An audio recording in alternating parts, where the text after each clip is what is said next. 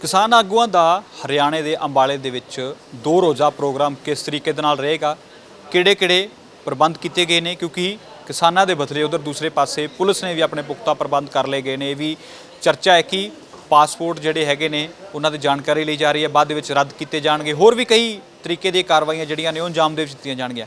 ਸਾਡੇ ਨਾਲ ਹਰਿਆਣੇ ਤੋਂ ਕਿਸਾਨ ਆਗੂ ਅਭਿਮਨਿਊ ਕੋਹਾੜ ਮੌਜੂਦ ਨੇ, ਗੱਲਬਾਤ ਕਰਾਂਗੇ। ਅਭਿਮਨਿਊ ਜੀ, किस तरीके के प्रबंध जड़े उधरों पुलिस ने भी कर ले, तुसी की कर रहे हो इधरों? देखो, जो पुलिस प्रबंध करना चाहे वो कर सकती है। सरकार उनकी है, राज उनका है, कलम उनके हाथ में है। पहले भी उन्होंने ज्यादती करने में कोई कोर कसर नहीं छोड़ी और हरियाणा की जनता ने लोकसभा इलेक्शन में उनको जवाब दिया था। अब भी वो ज्यादती अगर करना चाहते हैं, जुल्म करना चाहते हैं, वो कर सकते हैं। उनका अपना काम है, जो वो करना चाहें वो करें। बचा खुचा जो उनका थोड़ा बहुत सा समर्थन वमर्थन हरियाणा में कहीं कहीं कोने कोने में बचा है, वो विधानसभा चुनाव में साफ कर देंगे अगर इस तरीके का उनका व्यवहार रहा तो। अगर उन्होंने हमारी मांग पूरी नहीं करी तो कल का जो हमारा कार्यक्रम है, सुबह 10 बजे अम्बाड़ा की अनाज मंडी में इकट्ठे होंगे शांतिपूर्ण तरीके से। पूरे हरियाणा से किसान पहुंच रहे हैं, पंजाब से भी काफ़ी किसान आएंगे, राजस्थान के कुछ ज़िलों से आ रहे हैं, वेस्टर्न यूपी से आएंगे। और उसके बाद शांतिपूर्ण तरीके से जो अम्बाड़ा का एसपी दफ्तर है वहाँ का हमारा घेराव का कार्यक्रम है। और अगर मान लीजिए आज शाम तक अगर उनकी रिहाई हो जाती है नवदीप जलबेड़ा की, तो फिर हमारा घेराव करने का कोई कार्यक्रम नहीं रहेगा। लेकिन यदि वो हमारे साथी हमारे बीच में नहीं आते हैं आज शाम तक, तो फिर निश्चित तौर पे ये हमारा कार्यक्रम स्टैंड करेगा और कार्यक्रम मजबूती से कराया जाएगा। इसके अलावा जेकर गल कर ली, जिवें हुण उधरों तैयारियां कीतियां 144 लाती भी कहंदे उत्थे इकट्ठ नहीं होण देना, तो ਉਹਦੇ ਸੰਬੰਧੀ ਤੁਹਾਡੀ ਕੀ ਰਾਏ ਹੈ? ਕਿਵੇਂ ਤੁਸੀਂ ਉਹ ਸਾਰਾ ਕੁਝ ਸੌਰਟ ਆਊਟ ਕਰੋਗੇ? ਕਿਉਂਕਿ ਪਹਿਲਾਂ ਤੋਂ ਹੀ ਜੋ ਹਾਲਾਤ ਬਣੇ ਸੀ ਸ਼ੰਭੂ, ਜੇਕਰ ਟਕਰਾਅ ਦੀ ਸਥਿਤੀ बनी तो फिर ਕੀ ਐਲਾਨ है अगले? देखो, टकराव की स्थिति अगर बनेगी तो वो उनकी तरफ से बनाई जाएगी। हमारे पास तो टकराने के लिए कोई हथियार या कोई इस तरीके की कोई चीज़ हमारे पास तो है नहीं। हथियार तो सारे उनके ही पास हैं। तो अगर वो गिरफ्तार करना चाहेंगे, अगर वो कोई जाति करना चाहेंगे, जैसा मैंने पहले कहा, वो कर सकते हैं। अगर वो जेल में डालना चाहेंगे वो कर सकते हैं, उसमें कोई दिक्कत नहीं है हमें। लेकिन ये चीज़ वो ज़रूर समझ लें। अभी लोकसभा इलेक्शन के दौरान उनको हरियाणा में सिर्फ ट्रेलर दिखाया था लोगों ने।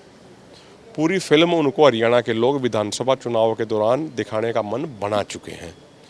तो जितनी वो ज्यादती करेंगे उसी तरीके से, उसी रेशो में फिर भाजपा का विरोध बढ़ता जाएगा।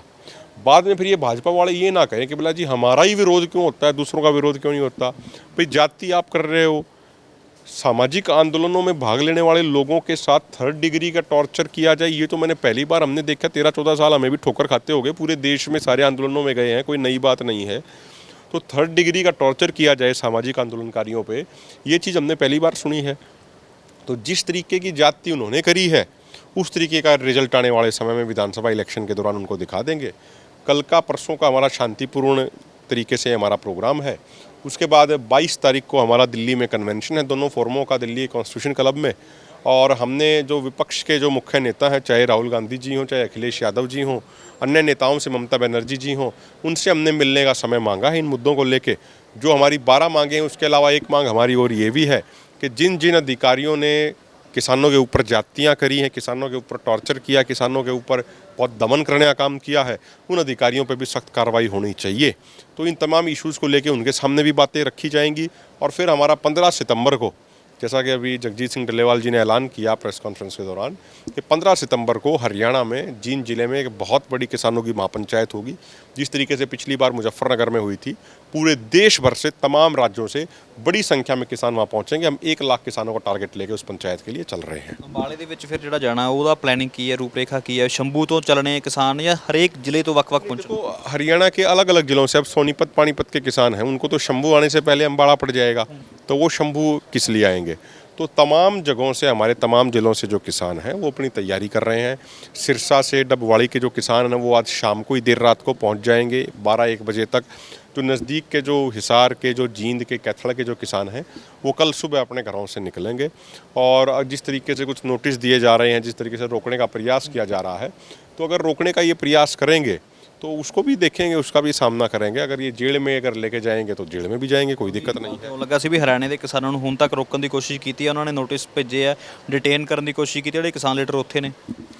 नहीं, अभी हम भी 1-2 दिन पहले हमारा हरियाणा में ही प्रोग्राम था, हम वहीं से अभी आए हैं। आज अभी चंडीगढ़ में प्रेस कॉन्फ्रेंस थी। आप देखो हमारा 22 मार्च को भी हिसार में बड़ी श्रद्धांजलि सभा हुई थी शुभकरण सिंह की, उस समय भी खूब रोका था, सीआईए की टीमों ने छापे मारे थे। 31 मार्च को भी हुई थी, उसके बाद 19 मई को भी हुई थी। 19 मई की रैली को कैथल में रोकने के लिए तमाम जगहों पर छापेमारी करी गई थी। तो अगर अब भी वो रोकेंगे, ठीक है, उनका अपना अधिकार है, लोकतांत्रिक तरीके से उनको ऐसा करना नहीं चाहिए, लेकिन अगर वो करना चाहते हैं तो वो अपना करें, उसमें हमें कोई उसमें वो नहीं है। ਧੰਨਵਾਦ। ਤਾਂ ਸਿੱਧੇ ਤੌਰ ਦੇ ਉੱਪਰ ਹਰਿਆਣੇ ਦੇ ਵਿੱਚ ਕੀ ਪ੍ਰਬੰਧ ਰਹਿਣ ਵਾਲੇ ਨੇ, ਪੁਲਿਸ ਕਿਸ ਤਰੀਕੇ ਦੇ ਨਾਲ ਚੱਲ ਰਹੀ ਹੈ ਔਰ ਹਰਿਆਣੇ ਦੇ ਕਿਸਾਨ ਆਗੂ ਅਭਿਮਨਿਊ ਕੁਲਫਾੜ ਵੱਲੋਂ ਹਰੇਕ ਜਾਣਕਾਰੀ ਜਿਹੜੀ ਉਹ ਦਿੱਤੀ ਗਈ ਹੈ। ਕੈਮਰਾ ਪਰਸਨ ਗਣੇਸ਼ ਦੇ ਨਾਲ ਮਨਜੋਤ ਸਿੰਘ ਕੰਗ, दैनिक सवेरा टीवी, चंडीगढ़। देश दुनिया की हर खबर सबसे पहले देखने के लिए फॉलो करें Dainik Savera TV, YouTube, Facebook, Instagram, X और व्हाट्सएप चैनल पर।